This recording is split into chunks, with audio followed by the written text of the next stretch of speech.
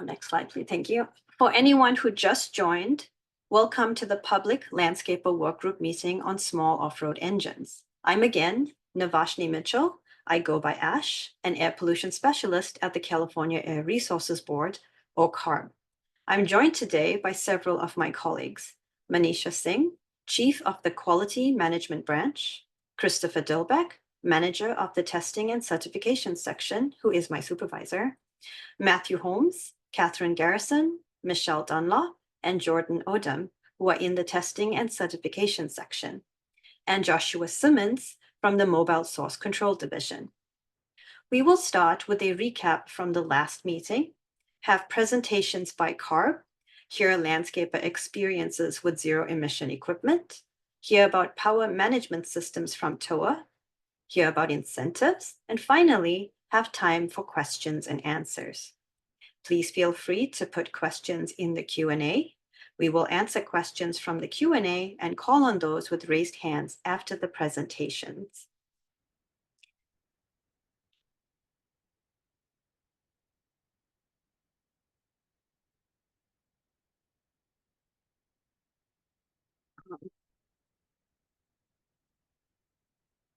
Before we begin, let's have a quick recap from our previous meeting. We have received a handful of nominations for businesses to serve on the panel of landscapers and have confirmed with those businesses that they are willing to serve on the panel. Some of those panelists shared in previous meetings. Our panelists will participate in today's meeting by participating in our Q&A session. We are still accepting nominations. You can review our presentations from previous meetings on what we envision for the panel. We encourage landscapers to let their legislators know that they want more incentive funding. We received a question regarding incentives for larger businesses. These are available in some air districts through the Carl Moyer program. Representatives from several air districts are here today and can speak to their air districts' programs. We have received some questions about electrical infrastructure and the potential need for upgrades to electrical service. A strategy to reduce the need for additional electrical circuits is the use of power management systems. Multiple chargers can be plugged in these devices, and one can cycle through charging several batteries unattended, with charging stretched out over a course of time. We have also invited TOA to speak on smart switches. TOA provides charging and power solutions, including converting engine-powered equipment to zero emissions to the outdoor power equipment industry. Existing consumer equipment may be used and repaired indefinitely. The rules affect manufacturers of new engines.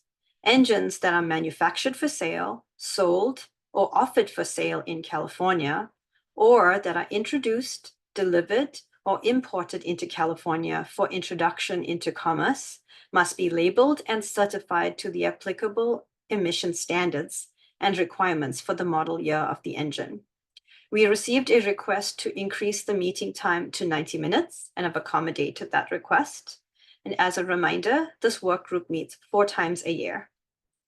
Next, Matt will start us off by discussing the rules for landscape equipment. Thanks, Ash. Small off-road engines, or SOAR, are spark ignition engines with rated power at or below 19 kilowatts or 25 horsepower, used in non-stationary equipment. SOAR are primarily used in landscaping equipment, including lawnmowers, leaf blowers, trimmers, and small chainsaws. Other small off-road equipment, such as portable generators and specialty vehicles, are often powered by SOAR. All diesel and stationary equipment are not part of the SOAR category. The SOAR rules apply to manufacturers for producing new engines, which need certification in order to be sold in California. The rules do not have requirements for equipment owners, so equipment can continue to be used and repaired, and certified equipment in stores may continue to be sold. The amendments to the rules became effective January 1st, 2023, and newly produced engines are subject to emission standards of 0 in 2 phases. Starting with model year 2024, Most new engines are subject to emission standards of 0. New pressure washers with engine displacement greater than or equal to 225 cc's and portable generators are subject to more stringent emission standards. Starting in model year 2028, all SOAR, including pressure washers and generators, are subject to emission standards of 0. Some manufacturers may have the flexibility to certify some engines through model year 2032 through the use of credits. As long as they are available, equipment owners may continue to purchase certified engines offered in stores. The Promoting Reduction of Emissions Through Landscaping Equipment Act, H.R. 6013, proposed a federal tax credit for a 40% credit on the purchase of zero emission equipment and accessories, up to $25,000 per year and up to $100,000 over the course of 10 consecutive years. There has been no new development on this proposed bill. The Commercial Clean Vehicle Credit is part of the Inflation Reduction Act. Here, commercial lawnmowers may qualify as mobile machinery.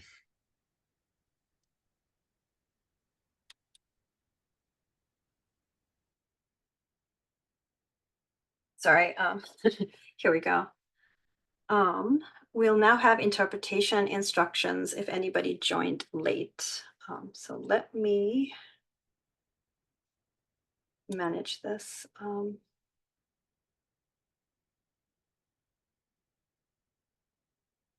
Okay, Carlos, I think you're in the Yes, English panel I now. am. I am back. Thank you, Ash. Mhm. Muchas gracias. Nuevamente les presentamos las instrucciones para interpretación. Once again, we'll provide instructions first in English and then in Spanish. Este mensaje se repetirá en español. Once again, to choose interpretation, at the bottom of your Zoom control bar, you should see an interpretation icon. It looks like a little world. Simply click on that and select English as your language. If for any reason you do not see the interpretation icon, simply click on More, then Interpretation, and then choose English as your language. If you want to hear only the interpreted language, also click on Mute Original Audio. Para escuchar la sesión en español, simplemente desplácese a su barra de controles de Zoom. Ahí encontrará un icono de interpretación. Parece un globo terráqueo. Simplemente le da clic y selecciona español como su idioma. Si está en un dispositivo móvil o por otro motivo no ve el icono, simplemente oprima los puntos suspensivos o más, luego la palabra interpretación, interpretation, y de ahí elige español como su idioma. Gracias and thank you.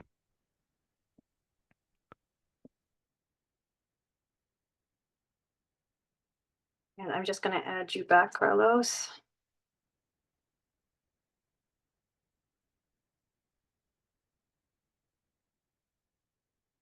Okay, and moving to the next slide, please note that this meeting will be recorded and may be posted on the CARB website. Zoom will also save a copy of the chats, including private chats. Please save questions for the Q&A portion of this meeting. You may raise your hand using the raise hand feature, or you may post your question in the Q&A. I will coordinate questions in the order received. Please also state your name and affiliation when speaking if you choose to speak your question. If you're using the Q&A, please type your affiliation before asking your question. Next slide, please. We have asked landscapers on the panel to share their experience with zero emissions equipment, or Z, and incentive programs. We have Leslie Macias, equipment manager with Mission Landscape, Eric Diaz, owner of Alpine Landscape Maintenance, and Scott Godfrey, Executive Vice President of Operations of Stay Green, here today to speak. And I have to find folks here to unmute. In attendees, give me 1 second.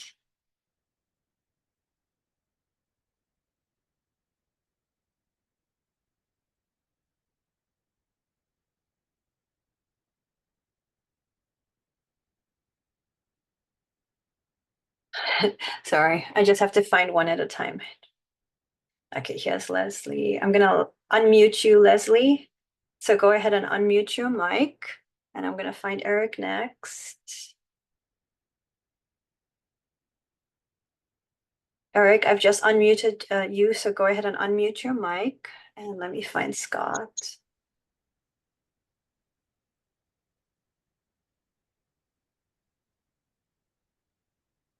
There we go. I'm allowed to talk. Okay, Scott, I've just unmuted you. Go ahead and unmute your mic. And when you guys are ready, I've got the prompts on the slide.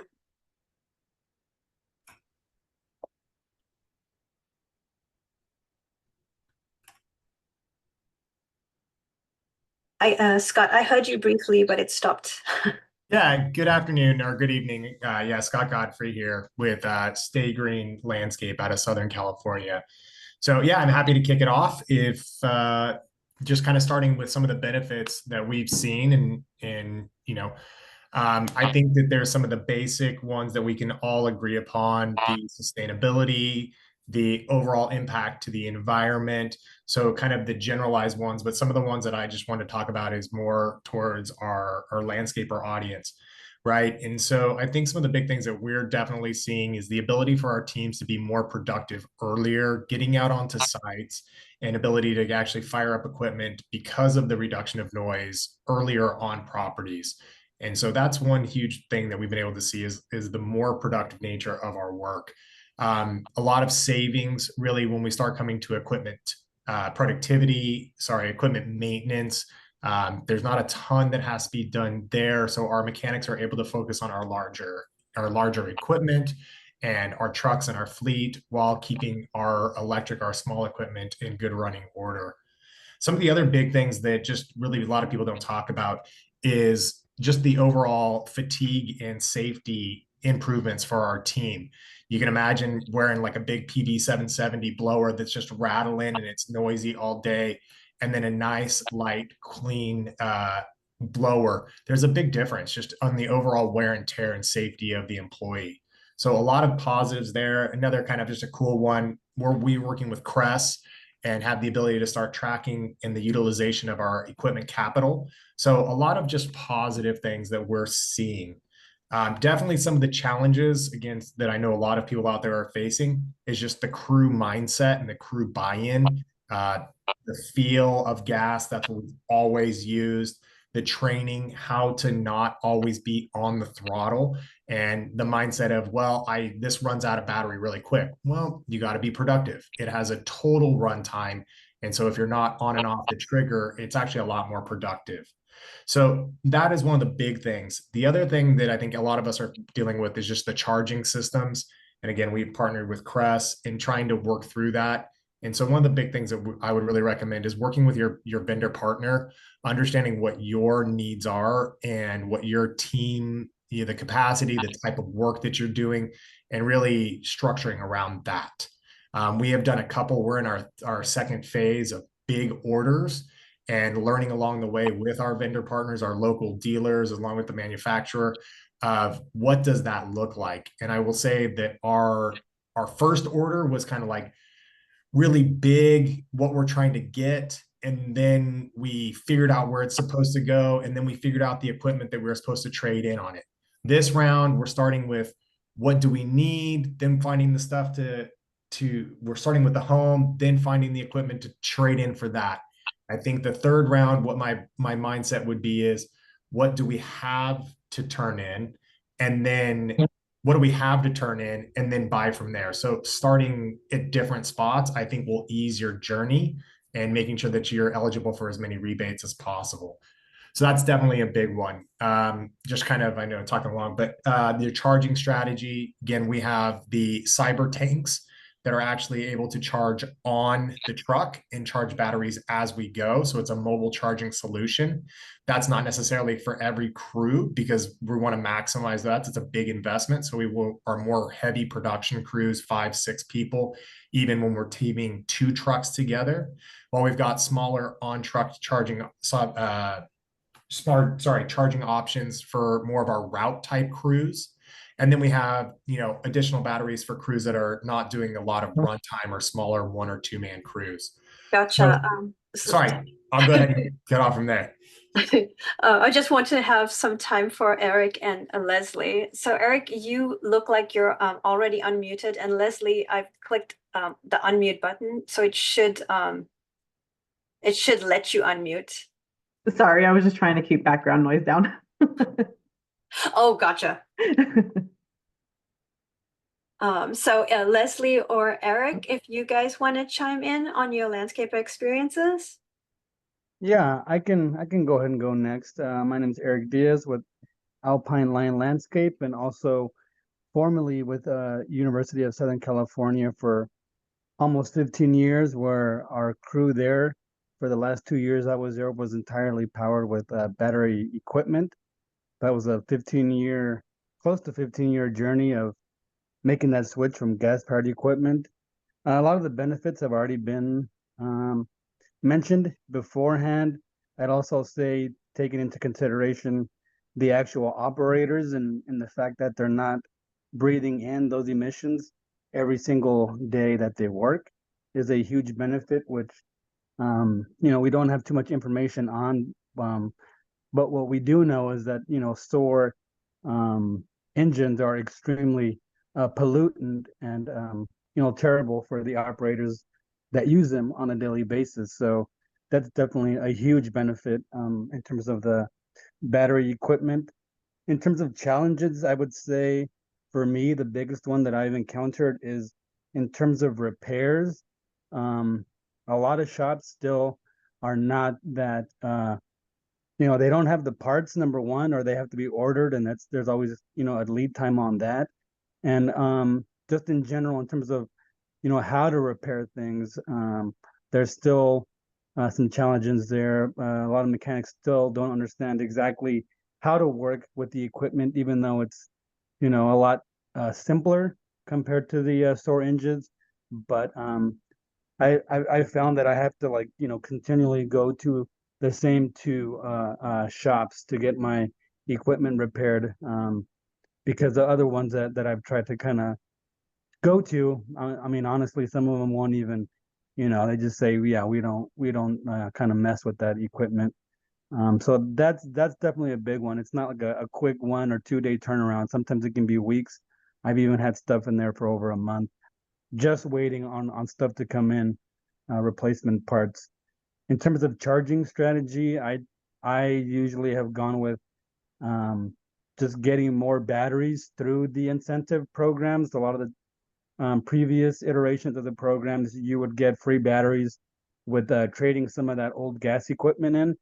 So, instead of having some kind of charging system in our vehicles, or actually stopping and having like a charging station somewhere where we swap the first set of batteries for the second set for the second half of the day, I've just gone and purchased enough batteries to get through one entire day, and then when we get back at the end of the day, we just charge them all back up. Gotcha. Thank you, Eric. And just to give time to Leslie.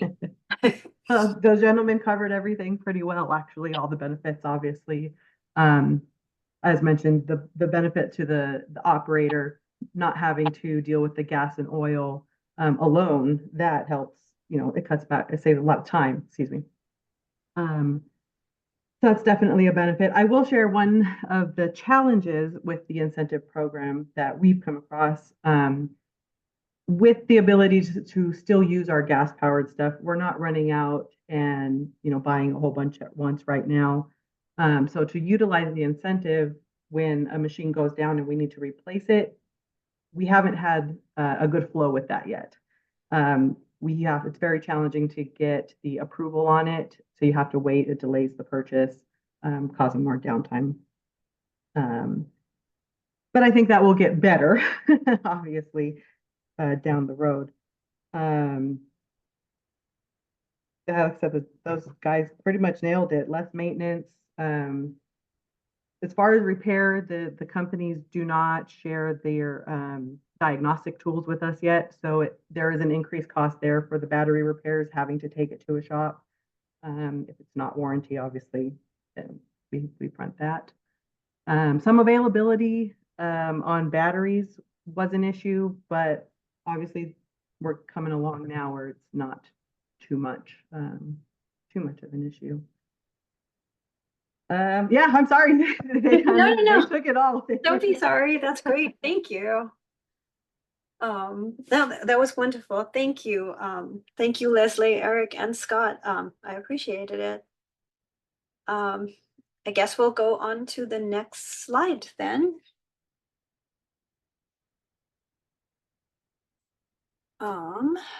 Okay, so power management products can charge multiple batteries unattended. Several such products are shown in this slide. Next slide, please. We are interested in power management manufacturers sharing their technology with our landscaper audience and have invited them to speak. Future meetings may include additional presentations. If interested in speaking, please email us at landscaper@arb.ca.gov. Next slide, please. We have representatives from TOA speaking today, and they will speak on the benefits of TOA and how to charge in the safest and most efficient way. They will also talk about Gardenland, their Zero Emissions Expo. So I'm going to hand it over to Richard next. Good evening, everybody. Thank you, Ash, and everyone who's participating. I know it's kind of late in the evening, and appreciate everyone's patience and understanding. But I think I'm very passionate about this topic. We started TOA about 6-7 years ago, really trying to solve some of this power management solution. And one of the biggest things that we kind of learned in this journey is just to give you a little background on myself. I'm a born and raised through a landscaper's son. My dad was a landscaper, so I grew up as a landscaper's kid. He eventually opened his own outdoor power equipment store. So then I became an outdoor power equipment dealership kid in the business. Then I went to college, swore I'd never be in this business again, did a full 180, and I'm back in the business. Recently have bought Gardenland Power Equipment, have run that for 12 years, and now have started TOA, which is a manufacturing company of power management. So I've kind of come full circle. I've kind of wore every hat in this OPE industry, and I'd just like to share some of my experiences and kind of some of the exciting stuff we're doing at TOA. So first thing, a lot of people ask, how did TOA and Gardenland come to be?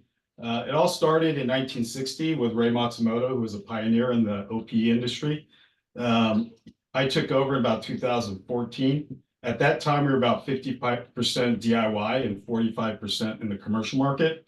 And then in 2017, we were doing work with Google's campus, and they said no gas product on our campus, right? So in 2017, we had to figure out solutions on how to do that. And one of the biggest challenges was how to charge everything, right? So they would allow us to have containers, or our partners have containers where they can store all their battery equipment. But there'd literally be one pipe of an outlet that went to the trailer, and we had to charge their ZTRs, all their battery equipment, and it was just impossible to do at the time. At that time, again, Gardenland launched their battery program. At that point, we were 25% DIY, 75% commercial, and 5% of our total sales with battery. In 2020, we launched our first power distribution manager, our new universal power head, which allows you to take any 2-cycle engine off any shafted product, replace it with a battery motor, and you completely converted that tool without having to throw away your tool. Now, it comes with 6 different adapters, so it'll adapt to 90% of the market: string trimmers, shafted hedge trimmers, any shafted pole pruner product, it can replace that power head. At this point now, we were 10% DIY, 90% focused on the commercial market, and at that time, 13% of our business was in battery. And fast forward to 2023, we became the #1 OPE dealer kind of in the US. And then really, in 2024, we launched really our TOA solution with the top 100 landscaping companies, tech companies, cities, and municipalities. So since we've been selling Z for 12 years, and specifically kind of in the commercial market, we had a lot of early adopters of Z, and it was primarily driven by these Silicon Tech Valley companies that are already environmentally conscious, schools and universities, cities, for over 10 years. And what we found was that we believe, and what we see now is the adoption of battery and cordless products, we think is actually going to expand much faster in the commercial market than people anticipate.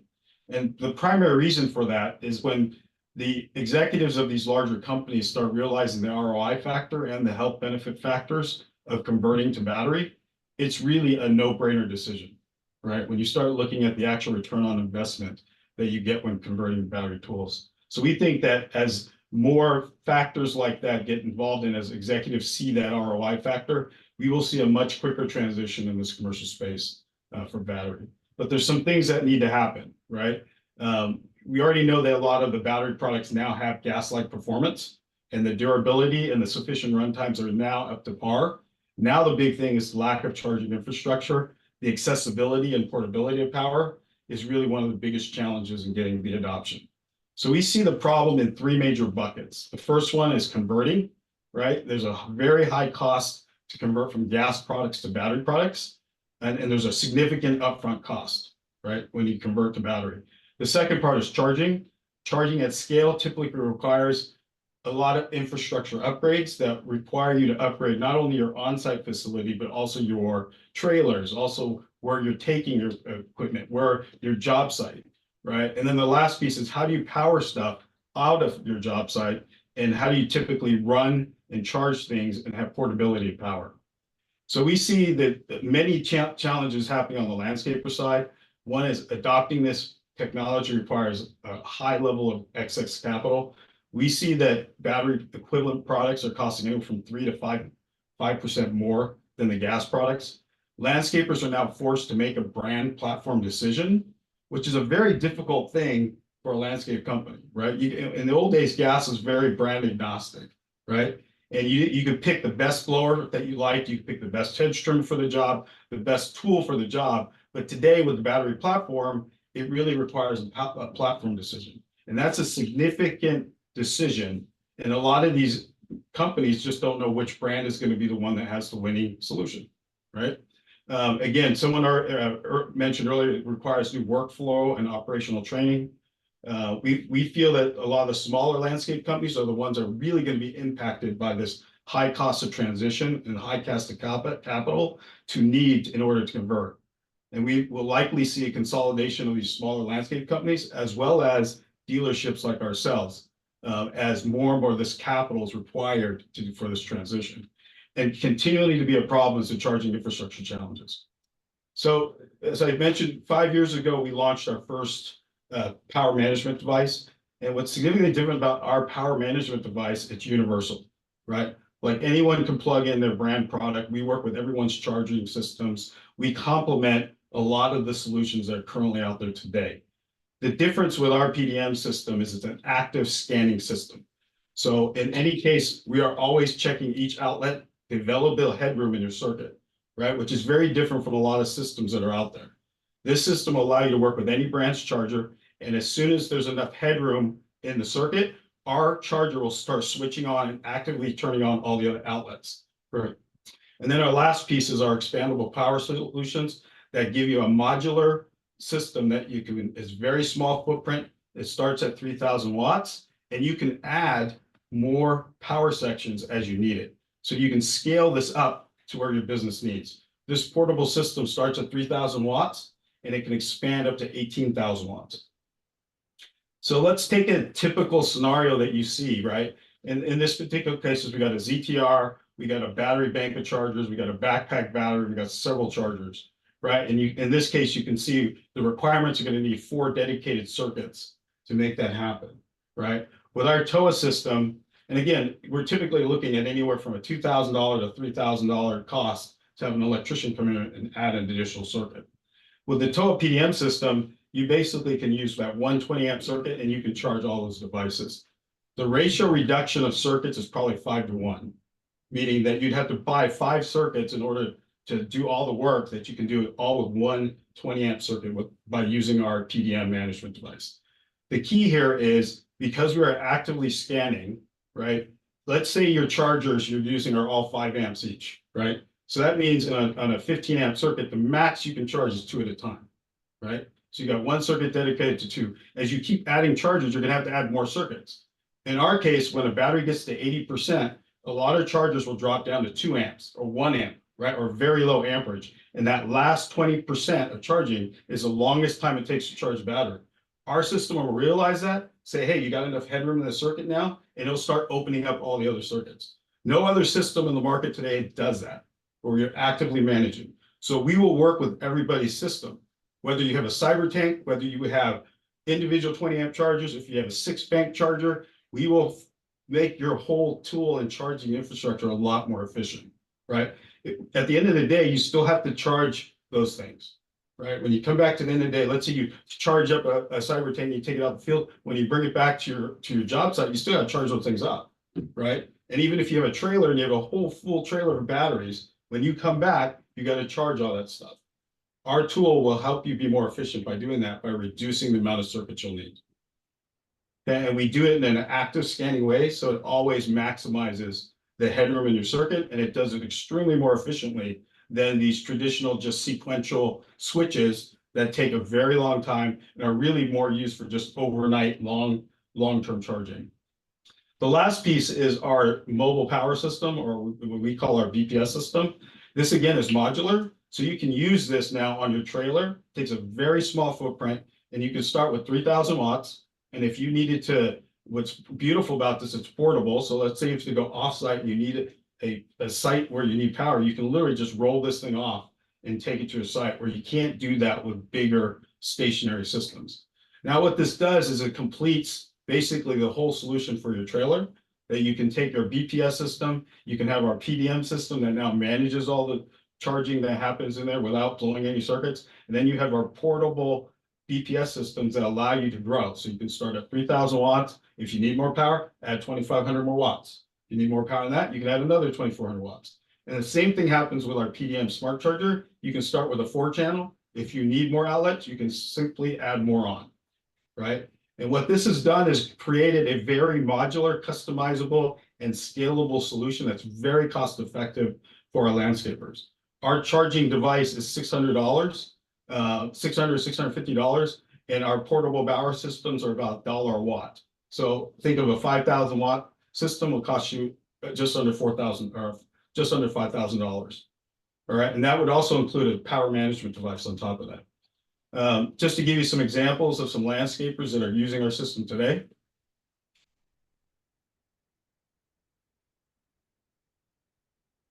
So here you're seeing many mobile solutions as well as on-site solutions where they have challenges in charging all their batteries. And you see here is in this top slide in the top left, they're only using 2 outlets to charge all those batteries. In that time, we were able to charge over 100 batteries with basically 2 circuits.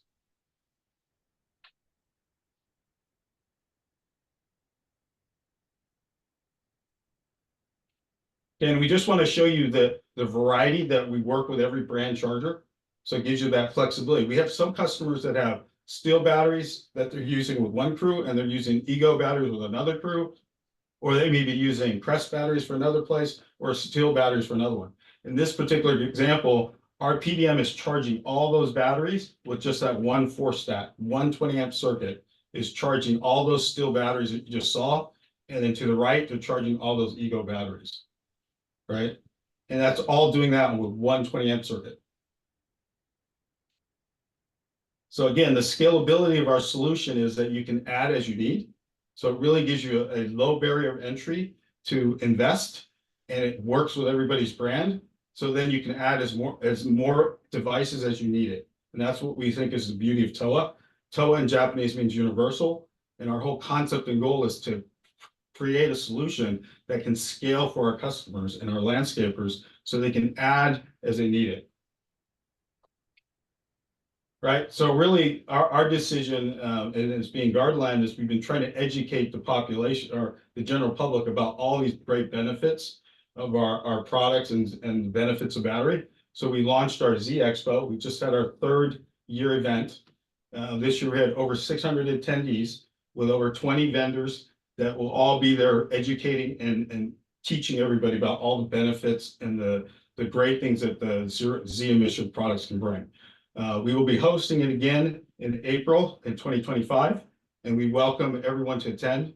If you'd like to get more information on it, please go to gardaland.com and you can register already for the 2025 event. Other than that, thank you for your time, and I appreciate you guys giving me this time. Thank you, Richard. And we're just going to do a little mini Q&A for like 3 minutes here. So if So I see a question in the Q&A. Oh, I might have gotten answered already. Thank you for answering that, Richard. I do see a hand up from Cesar Ayala. Cesar, is the question about TOA or different? The hand went away. Esther, I'm going to allow to talk. Please go ahead and unmute. Hello, Ash. It's Esther and Dan from AGSA. Hi, go ahead and ask your question. Okay, so question for Scott with Land Care. Scott, in AGSA's experience, like you mentioned, I think an Echo PB770T blower, that particular model is going to be about roughly 24 pounds dry, a little over 26 pounds with a full tank.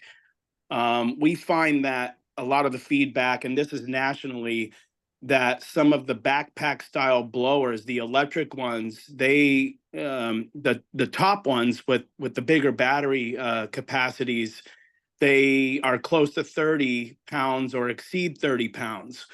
And you mentioned that the electric blower was lighter. I was wondering which model or which models that you were referring to, so we can pass that information along to our people. You know, that's a great question. I don't have the exact weight.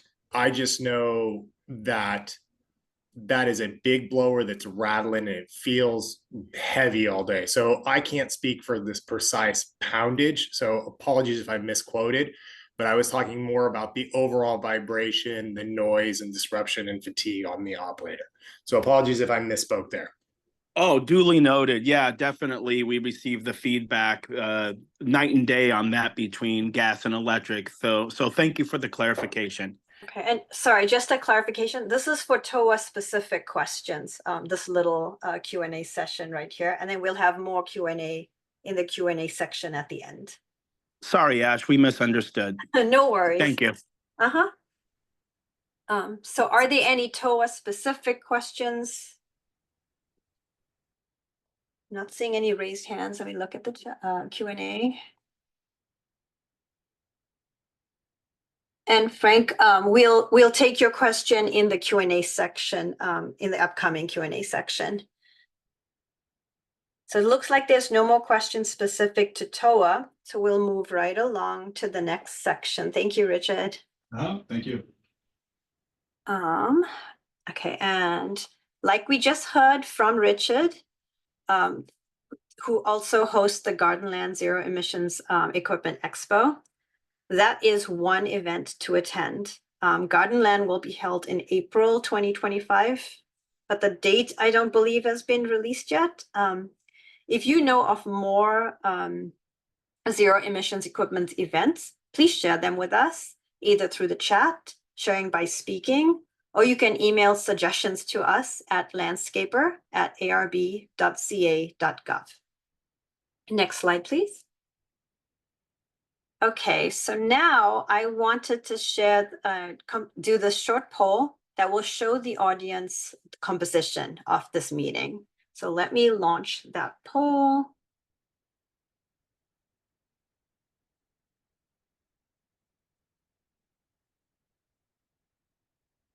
And it should be showing up now.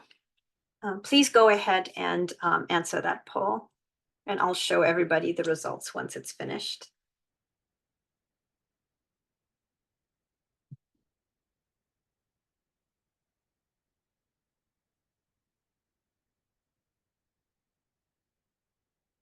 We'll just give it a minute to let folks answer.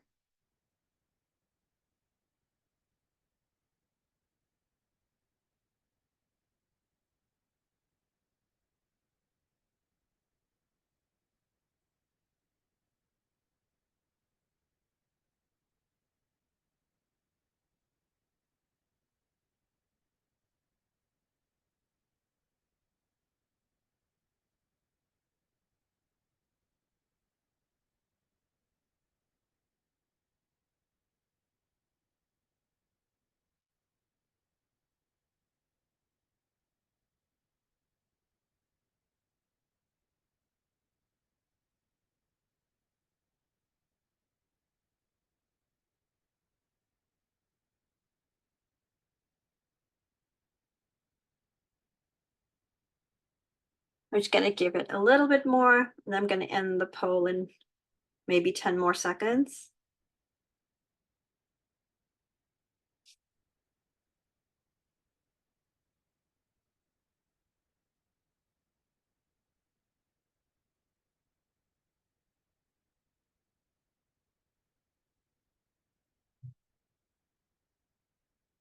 Okay, I'm going to end the poll and share the results.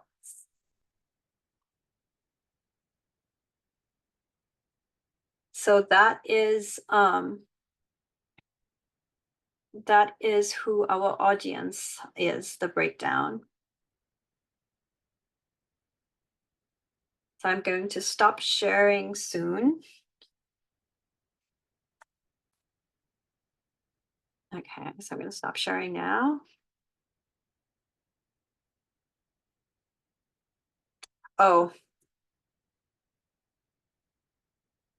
And Salvador, if you could ask your question in Spanish in the Spanish channel, Ruth, our interpreter, can interpret it for us.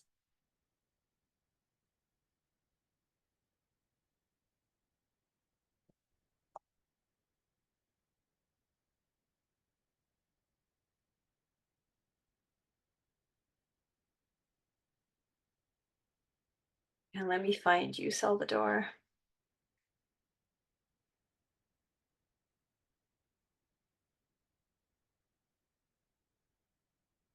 I've unmuted you, Salvador, so if you could ask your question to Carlos or Ruth.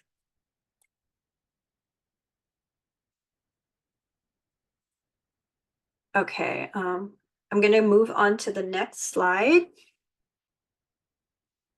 And I'm going to hand this over to Josh Simmons. Thanks, Ash. Appreciate that. Yes, my name is Josh Simmons, and I'm here from the Mobile Sources Control Division. We'll be talking to you today about lawn and garden incentives in the Carl Moyer program. At the end of the presentation, I'll provide a couple links to some additional materials for the Moyer guidelines. So first thing I want to mention is that the air districts are the ones that actually administer the Moyer program. It's up to their discretion. They have the right to focus their funds on local source categories that they feel will have the most impact in their area. This means that not every air district will necessarily have a lawn and garden program, and those that do might have more stringent requirements than what's outlined in the Moyer guidelines. But generally speaking, eligibility is open to residents and businesses, and the requirements are as follows. You'll scrap an existing combustion lawn and garden equipment, and you'll replace it with an equivalent electric version. 2 years of ownership are required for the old equipment, and for commercial applicants, we ask them to be California-based companies that own and operate the equipment in California. And shown here is a table showing the voucher amounts for both residential and commercial equipment, and it's organized by different equipment types. A couple things I want to note about what's in the table here. What's listed are the maximum available voucher amounts, and eligible purchases include the tool, as many batteries and or chargers as the applicant wishes, but the funding is capped at the values listed in the table. And keeping it short and sweet and wrapping it up on my end, here's a couple useful links to further explore the program and the information that I shared today. I'll be handing it back to Ash here, who'll be introducing the air districts and providing more detail on their specific programs. Thank you, Josh. Okay, and we're going to move on to the air districts portion. And today we have Walter Shen from the South Coast Air Quality Management District, who's here today to discuss their lawn and garden program. I'm going to hand it over to you now, Walter. Next slide, please. Great. Thanks, Ash. Good evening, everyone. And CARB, Ash, thanks for having South Coast here to present and showcase our commercial lawn and garden program. For everyone, my name is Walter. I am one of the managers in the Technology Advancement Office. I oversee our lawn and garden programs. And Josh did a great job covering most of what you're seeing here in this particular slide, but I'll focus in a little bit more on, I don't want to go into too much of a detail, but I do want to talk about the process and how our program works. So Josh, thanks for covering that. Like Josh was saying, it is a scrap and replace program here in the South Coast region. We're taking a gas or diesel powered commercial grade lawn and garden equipment and then replacing it with a battery powered cordless equivalent. The funding amount and the funding caps, as previously mentioned, are in the table to the right. And locally in our region, it is a voucher process. And we are very pleased and very happy to partner with a lot of retailer networks within our basin on the lawn and garden equipment. And we rely on them heavily on working with the landscapers and the gardeners to select the equipment and to also be heavily involved with the dismantling and the destruction of the old equipment as well. So from the retailer side, basically the voucher process works this way. The retailer side essentially has a two-step process. They will, when a customer walks into a retailer, approved retailer, the retailer will guide them through the process, select the equipment with them, and then they would submit to South Coast AQMD for what is considered a pre-approval of the equipment. And the overall equipment bundle, if you will. South Coast AQMD staff will review and pre-approve that. Once it's pre-approved, the retailer would then work with the customer to provide the replacement equipment, right? To then receive the old equipment to be dismantled, and then move forward with the transaction with the discounts and rebates and funding caps as highlighted in the slide on the table to the right. So once that is done, they will then resubmit the voucher request, if you will, to be reimbursed for the discounts applied. The point of sale discount is done like at the point of sale, and the customer base will experience that discount, and they would leave the retailer with new equipment, and then deposit and leave behind their old gas-powered equipment. So with that said, I wanted to also cover who is eligible. So in our basin, it's commercial gardeners and landscapers. Again, with business licenses, either business license or an employee ID, employer ID number. Government agencies, schools, colleges, and universities, nonprofit organizations are eligible, as well as private entities with full-time in-house gardening staff. That pretty much concludes my portion. If there's any questions at all, please email us at lawngarden@aqmd.gov. And for additional information on the process, a list of retailers and other frequently asked questions, please visit us at aqmd.gov/lawngarden. And with that, Ash, I will hand it back to you. Thank you. So the next slide, please. Thank you, Walter. Next, we have Oliverio Barragan from the Sacramento Metro Air Quality Management District, and he's here today to discuss their Charlene McGee Memorial Lawn and Garden Program. I'm going to hand it over to you, Oliverio. Hey, thank you, Ash. Are you able to hear me okay? Yes. Perfect. Hello, everyone, and thank you for joining us this evening. We are delighted you are here. My name is Oliverio Barragan. I'm an air quality engineer at the Sacramento Metropolitan Air Quality Management District, and I'm also the program lead for the Commercial Lawn and Garden program in the Sacramento region. And so I'm here today to discuss this program with all of you and the opportunities it brings to our local communities in Sacramento. So next slide, please. As you may already know, we are one of 35 air districts across the state that help monitor, promote, and improve air quality in our region. Collectively, we work with the California Air Resources Board to develop and implement grant programs that align with our vision of clean air for everyone. And so how does this work?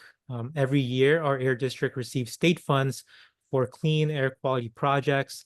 These projects are solicited from the public in the form of grant programs and range from simple equipment replacements such as tractors and electric school buses to more complicated projects such as mobility hubs and low carbon fueling infrastructure.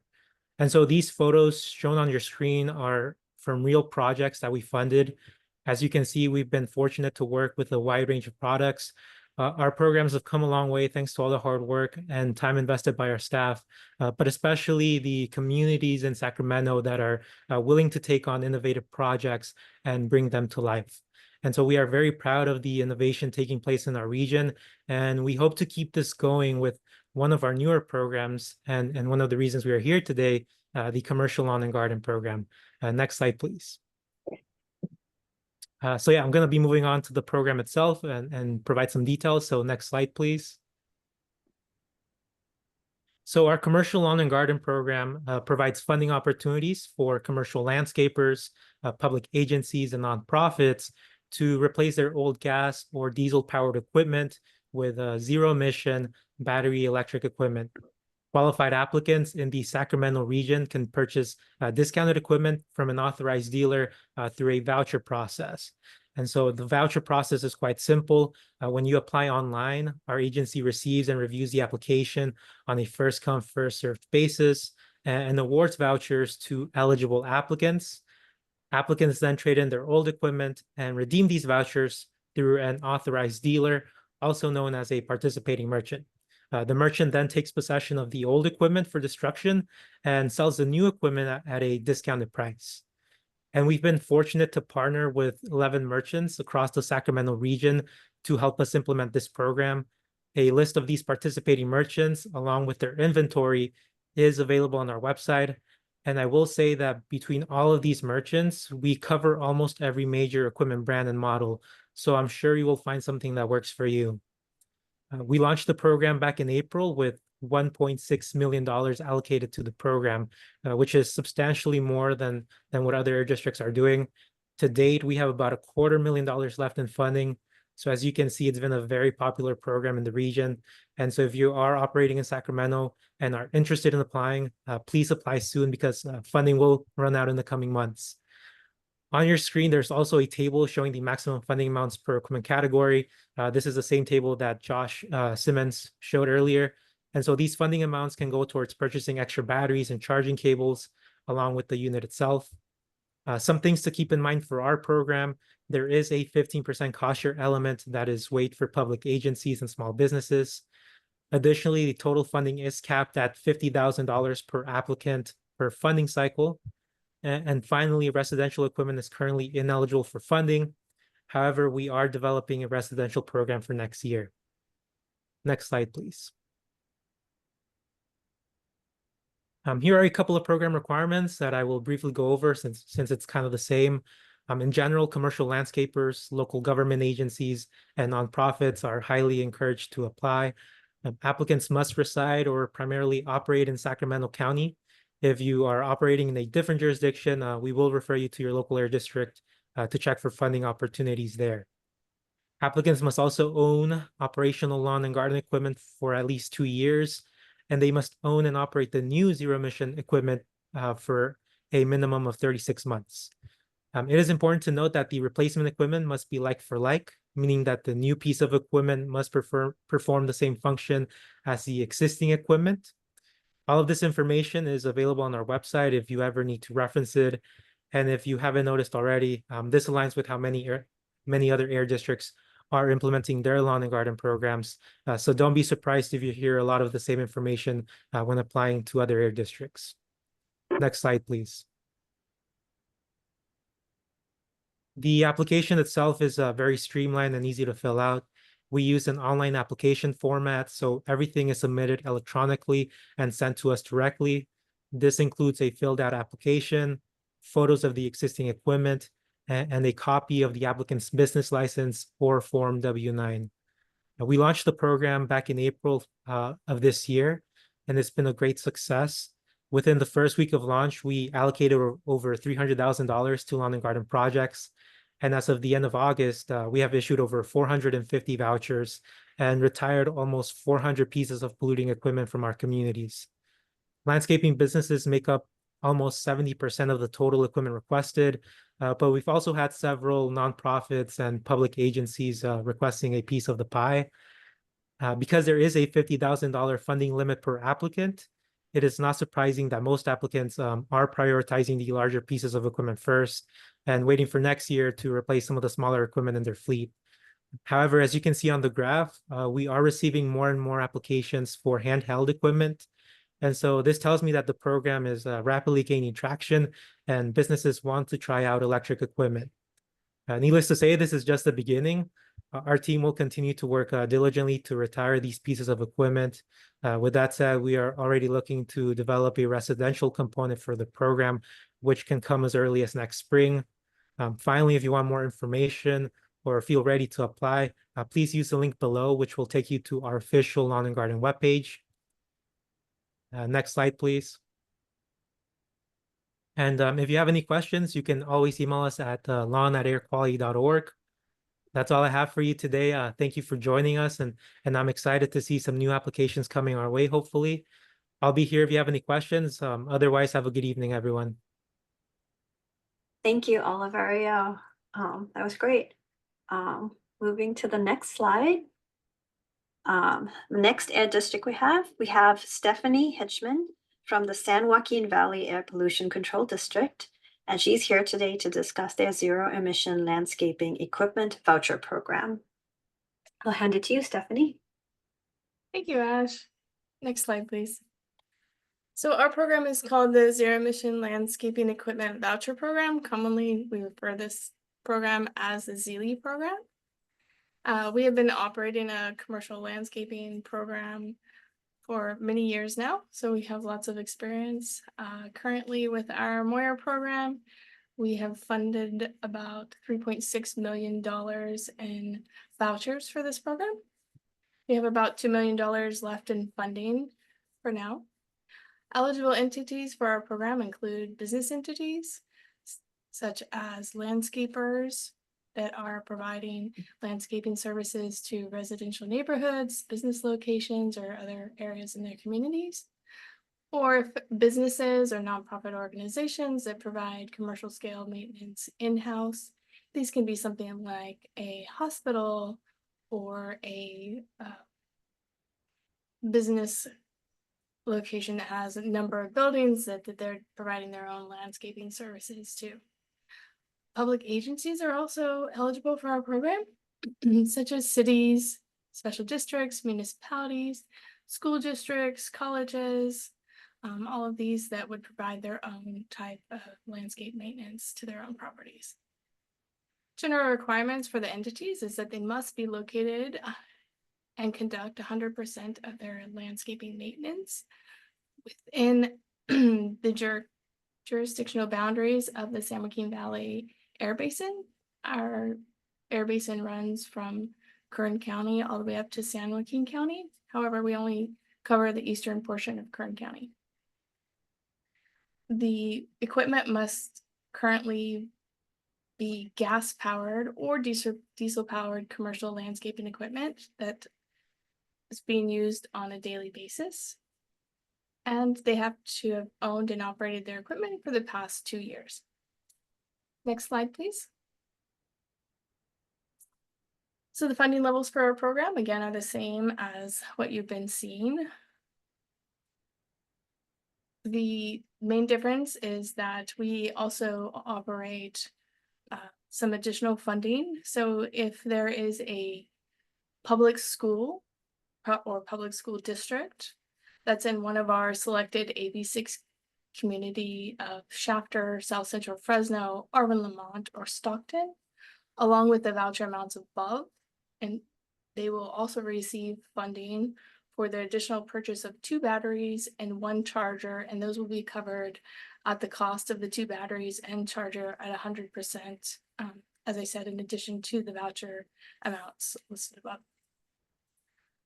Applicants that are not a small business will be required to pay a 15% cost share amount for their equipment. So the voucher amounts could be reduced if that 15% reduces the overall cost of the equipment to less than the voucher amount.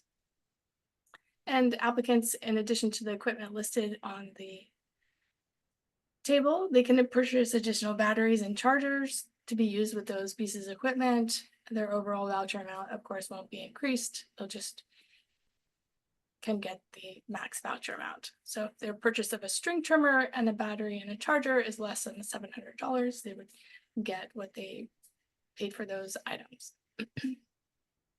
Next slide, please. So the eligible equipment for the program would be any gas or diesel powered landscape maintenance equipment, as long as it's an edger, string trimmer, hedge trimmer, chainsaw, pole saw, brush cutter, leaf blower, leaf vacuum, walk behind mower, or a riding mower. We don't fund any other type of equipment. The equipment needs to be used in daily operations, and the applicant will be required to take this equipment to one of our participating dismantling facilities to be destroyed. New eligible equipment must be fully electric and cordless. It must be of the same type as the old equipment, so it's like for like.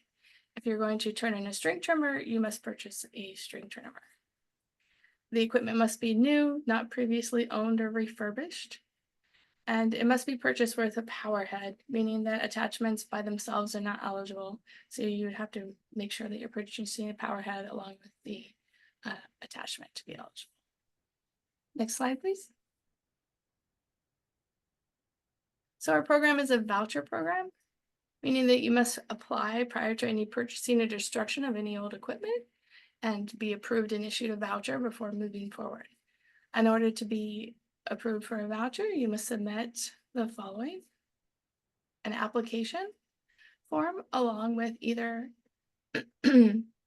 a business license covering the past 24 months if you're a business, or a public agency would be required to provide a signing authority authorization letter, and everyone must submit a W-9. If the business doesn't have a license covering the past 24 months, we can work with them on providing other documentation for to prove their 24-month usage. Once you've applied, we'll process your application, and if approved, you would receive a voucher along with a claim for payment form. The voucher shows what type of equipment, how much funding you've been allotted for that piece of equipment, and the execution and expiration dates of when that voucher must be used by. Next slide, please. The applicant can then purchase their new electric equipment and destroy their old equipment. They have 30 days to destroy their old equipment once they've gone ahead and purchased their new equipment. We do not work specifically with any retailers, dealerships of new lawn care equipment. Applicants are welcome to purchase their equipment through any manufacturer authorized retailer dealership that they choose. Once they've completed their purchase, again, they have 30 days to take their old equipment to one of our participating dismantling facilities. And we just highly encourage people to ensure that the manufacturer dealership that they're purchasing from is authorized to sell the equipment, and you can verify this information on any manufacturer's website. Once their old equipment is taken to a dismantling facility, the facility will provide them with a destruction verification form, which they would turn in with their claim. Next slide, please.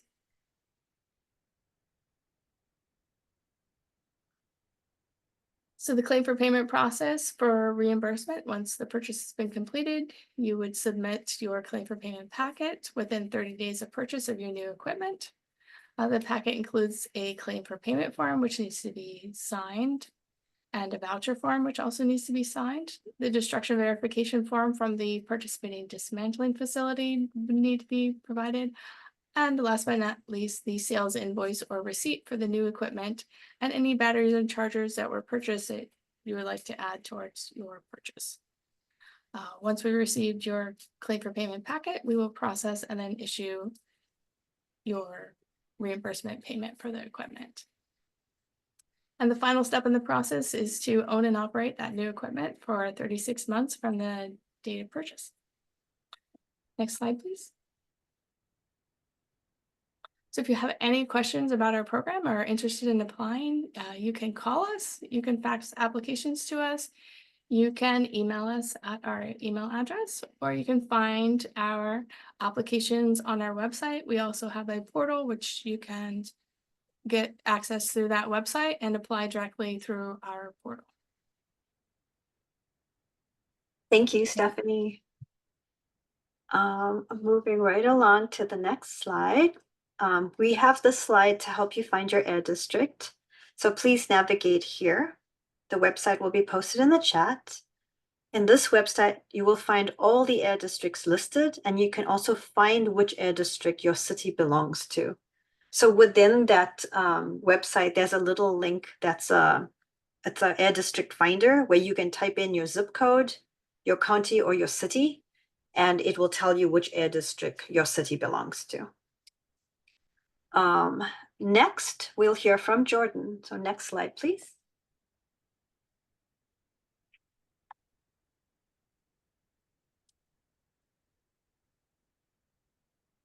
So I'll go ahead and hand it to Jordan on outreach.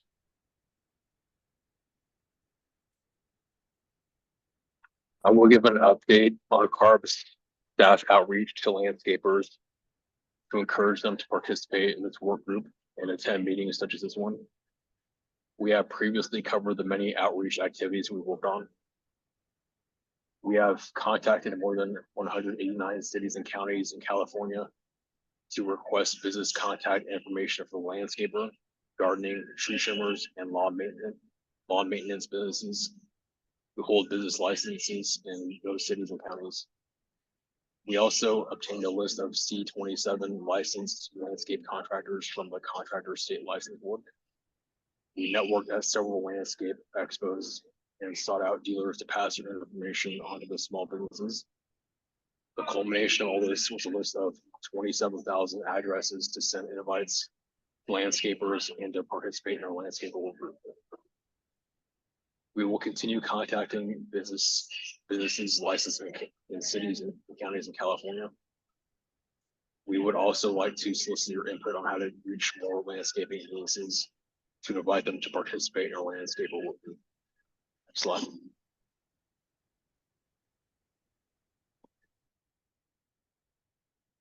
I am just trying to turn on the video. Thank you, Jordan.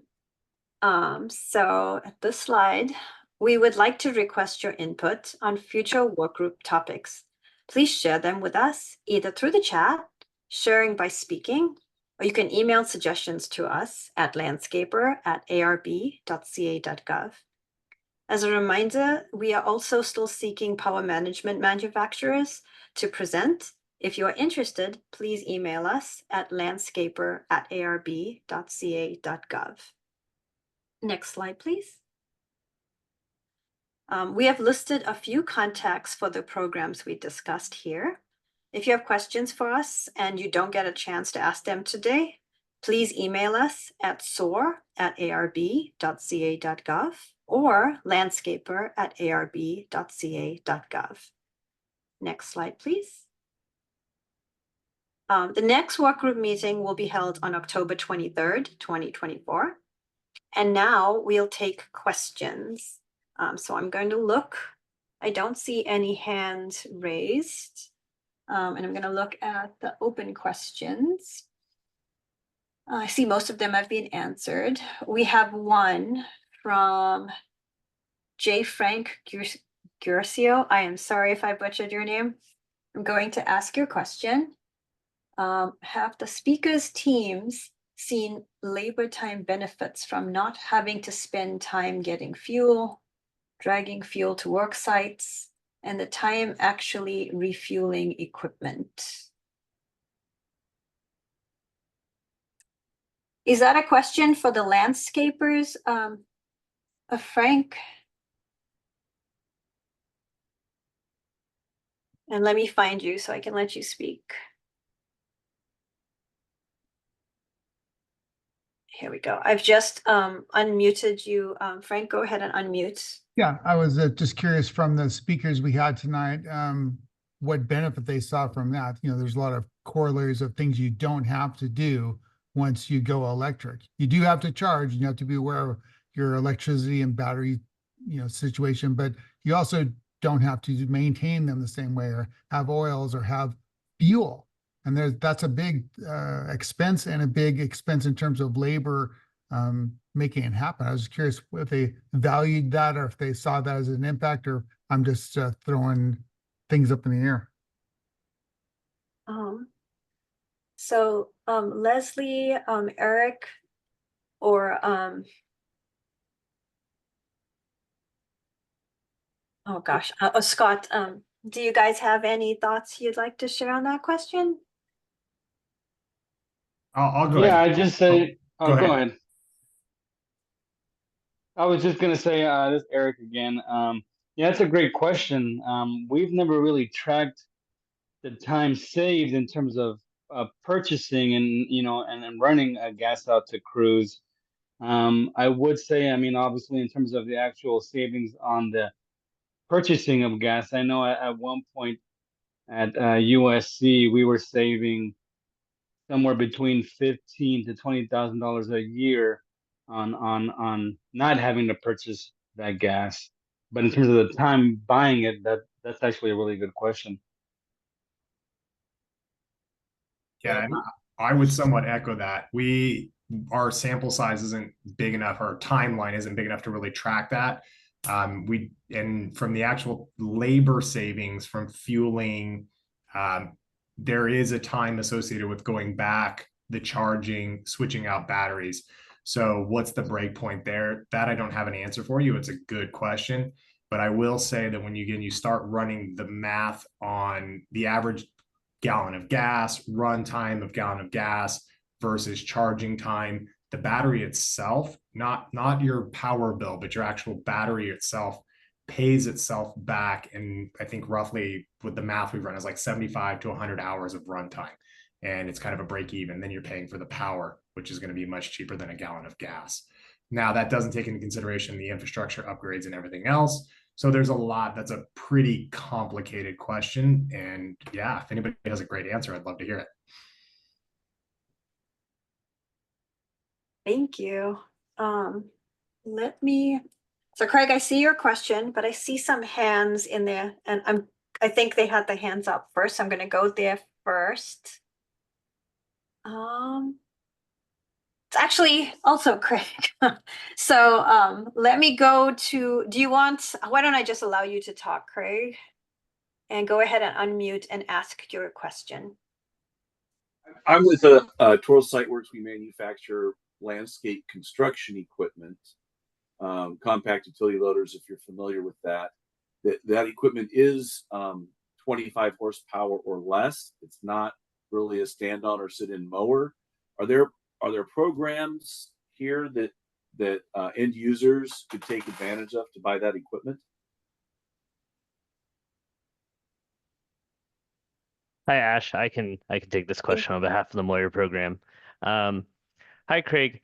And the answer to your question is yes. So if you're manufacturing construction equipment, there are options through not through Chapter 9, which is what I presented on earlier in the Moyer guidelines, but through it's a contract-based program that the air districts administer.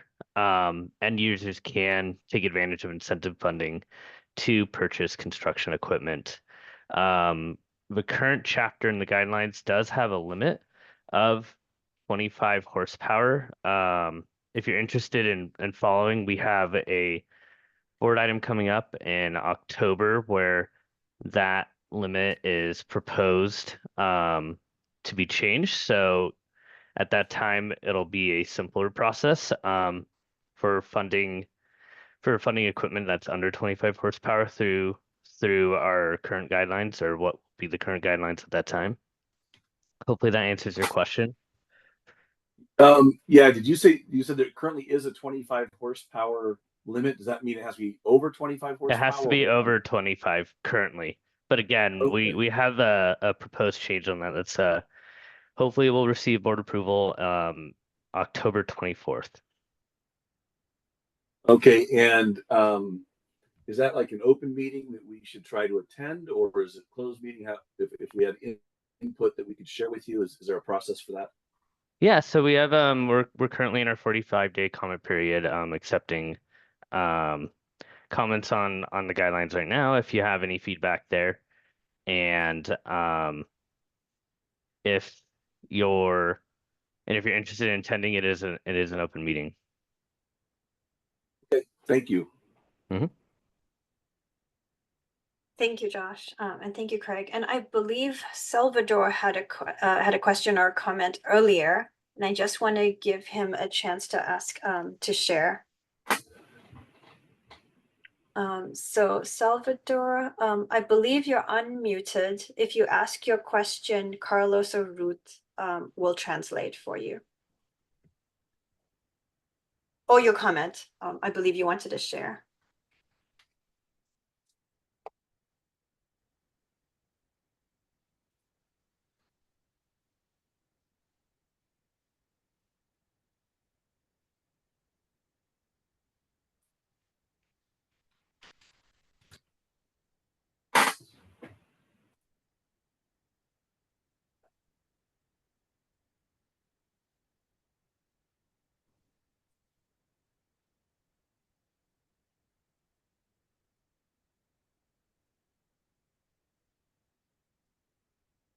I'm just checking in, Salvador.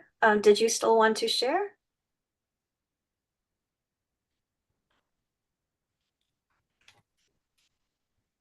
Carlos or Ruth, is Salvador coming through on your side?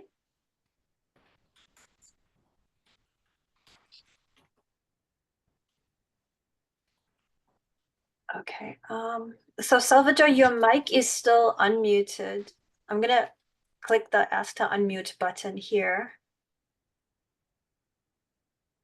You still have to unmute the mic on your side.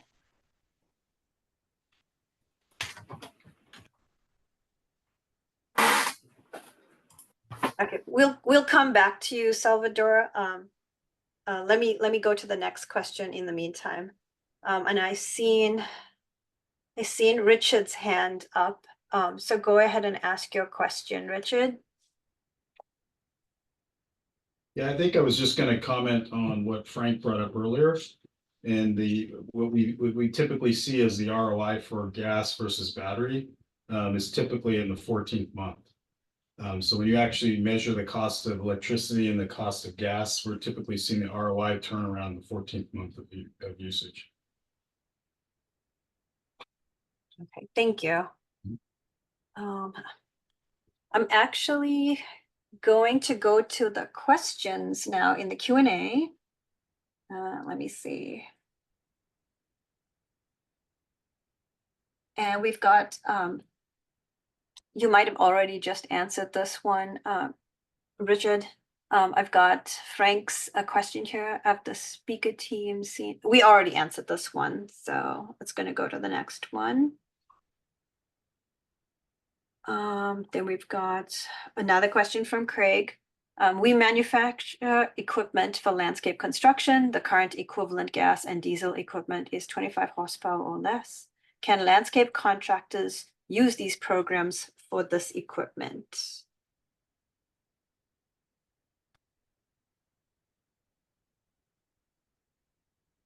I'm sorry, Ash, I didn't catch quite all of that. Could you repeat it? Yes.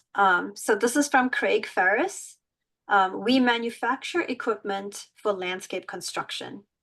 The current equivalent gas and diesel equipment is 25 horsepower or less. Can landscape contractors use these programs for this equipment? The only equipment that you can fund through the grant programs would be if they were string trimmers, edgers, hedge trimmers, pole saws, chainsaws, blowers, riding mowers, push behind mowers. So if it's not in any of those categories, then we wouldn't be able to fund it. Okay, thank you. Josh, did you want to add anything? I think for construction specific equipment. There are other opportunities through the Moyer program. However, I was just looking for a link to share to the whole guidelines that I think will be helpful, and I might put that in the chat. Thank you, Josh. I'm going to take one more question from the Q&A, and then I'll go to hands raised. This question is from Ronnie Navarro. What is the largest engine that can be traded? I have 4 large 11-foot riding mowers. If they are accepted and there are no electric mowers that match that size, what would happen?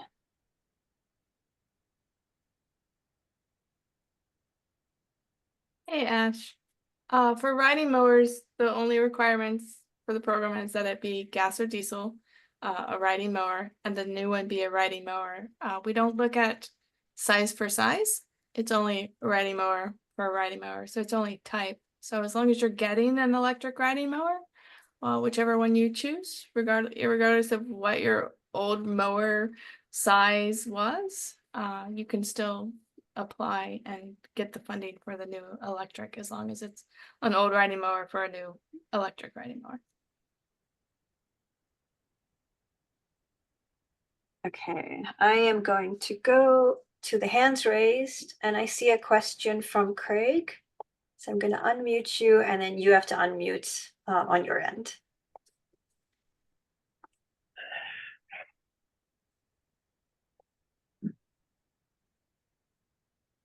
Maybe I accidentally muted you, Craig. I'm going to click the button again.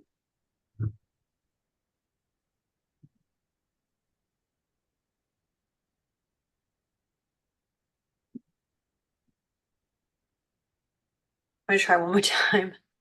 So I've clicked the button on my end, and you'll have to unmute on your end, Craig, to ask your question.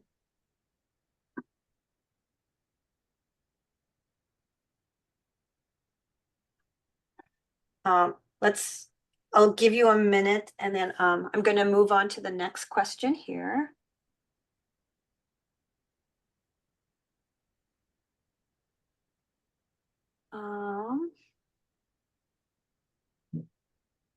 This question is from J. Frank Gurcio. I am curious, do we know how many pieces of equipment need to be traded up to electric in total? I know many of the CARB programs to address diesel vehicles had DMV registrations or doors/truckers registration to quantify the sizes of those efforts.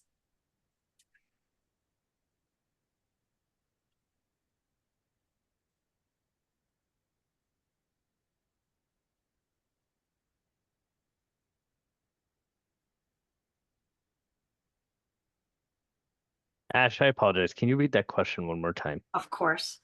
So this is from J. Frank Gurcio. He says, I am curious, do we know how many pieces of equipment need to be traded up to electric in total?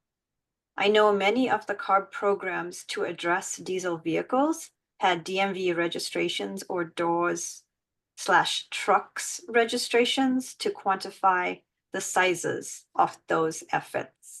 And let me find Frank in the, so maybe he can, if we can ask him to clarify. Frank, could you clarify a little bit about that question?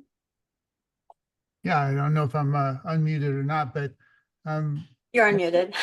Great. So on the automotive side, on the trucking side, we knew how many vehicles were in the populations we wanted to make not diesel, make natural gas, or what we're trying to do now to convert to zero emission. Do we have that same kind of data to look at this population, the SOAR population? You say we need to get rid of 10 million lawnmowers, or what's the size of the project, and what is it we're looking to achieve?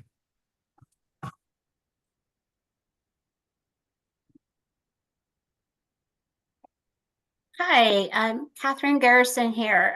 I'll take a stab at that. Yeah, so when we developed the rulemaking activity that was adopted by our board in 2021, our our plan is that all the equipment in the sector would be transformed by 2045. And so that's what we're looking at. How many is it?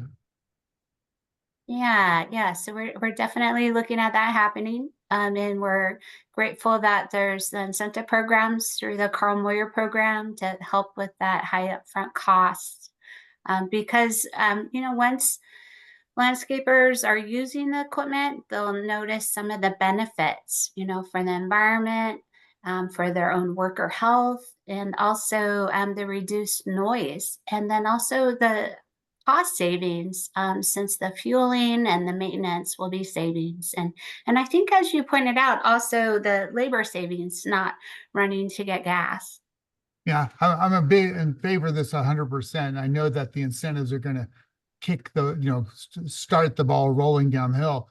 But if we can get an idea of how, I know the time frame we want it done, but if the number was 1 million or 10 million or 100 million mowers, that's kind of frames it up from a economies of scale standpoint. So if we can get people interested in it through the incentive program, that could spark all the manufacturers to get into it as well, and perhaps bring the total cost down and get us to that zero emissions point even sooner. So just curious, and I apologize for taking up your time, but thanks so much. Thank you, Frank. Thank you, guys. I'm going to mark this question done. And real quick, Frank, we estimate there were over 1 million pieces of commercial equipment used by professionals and more than 10 million used by residential users. That's great. Thank you. Yep. I don't see the hands up, so I'm going to go back to the Q&A. I've got Ronnie Navarro with a comment. The riding mowers are between 30 to 80 horsepower. I'm going to find Ronnie. Perhaps we already answered. Oh, I am sorry, everybody. We are right at 7:02. I do see that there's questions in the Q&A, and I am going to make a note of that. So I might just take a print screen in case it gets lost. What we will do is we will send answers to this by mail. I'll find you guys in mail and answer the rest of the questions. But we will close up the work group meeting for now. Thank you, everybody, for attending. As a reminder, the next work group meeting will be held on October 23rd, 2024. I'm going to hand it over to my supervisor, Christopher Dilbach, for closing comments now. Yeah, thanks, Ash.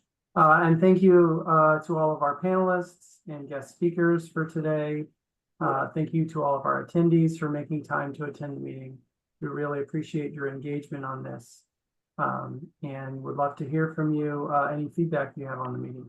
Thanks, everyone, and have a good evening. Bye, everybody.